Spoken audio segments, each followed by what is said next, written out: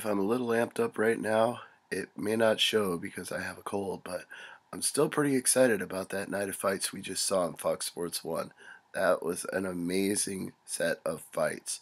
I believe only two fights went to decision the entire time. And the main event definitely did not disappoint. Donald Cowboy Cerrone and Jim Miller both gave it their all in this fight. But Donald Cerrone's body shots were doing vicious damage to Jim Miller in the second round, and he finally took his head off with a kick and then followed up with a few strikes on the ground until the referee was forced to make the stop. The official time, 3:31 of the second round. So Cowboy Donald Cerrone, what's he want to do after the fight's over? He wants to go drink as many Budweisers as he can. That's what the man said, and he's probably getting a bonus, so he can go drink as many Budweisers as he wants. He even said he'd fight a 170. He just wants to keep fighting. He wants another fight. Well, he may be getting a title fight before long at the rate he's going this year. Co-main event was equally devastating. Edson Barboza destroyed Evan Dunham with a liver kick. 3:06 of the first round. Dunham just crumbled from the pain. He couldn't stand. He had no answer. He might have been protesting the stoppage, but he was done as the shots were coming in. He was not going to be able to defend himself. So, Edson Barboza also making his statement in the lightweight division. At welterweight, Rick Story defeating late replacement Leonardo Mafra with an arm triangle choke at 2:12 of the second round. Mafra made a good account for himself given where he was coming in from, but Rick Story is a very experienced fighter, and for that reason, I picked him in this fight. In fact, in Wrestling Observer F4W picks, I went 6 for 6 tonight. If you don't think that cheers up a man with a cold, believe me, it does. 6 for 6 feels pretty good right now. Joe Proctor beat Justin Salas via TKO in the second round, 3:27. Just rang his bell, and that was it.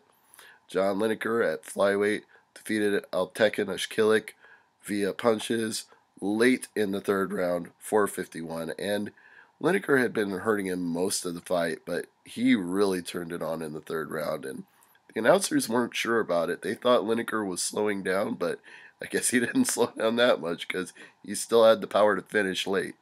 And in the opening bout of television, Lucas Martins defeated Alex White, also a late replacement fighter, knocked him out 2:06 of the third round. So probably the most competitive fight of the card. I would say that Alex White was really in there for the fight and was making Martin work counter punches to get the advantage, but those counter punches eventually took their toll.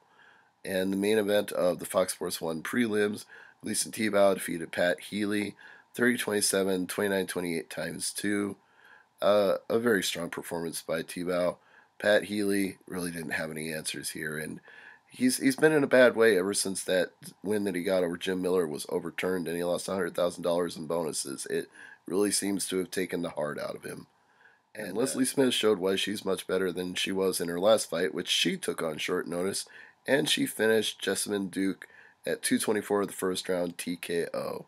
So the Leslie Smith I knew from being a flyweight contender in Invicta is now showing what she can do in the UFC octagon. I think we'll see a lot more of Leslie Smith doing what she did to Duke. And Duke was ranked number 4, so this should put Leslie Smith right up there. Aljamain Sterling defeated Hugo Viana. This might have surprised some people because Viana's a little more well known and is a very durable and tough striker, but Aljamain is considered the future version of John Jones in his weight class.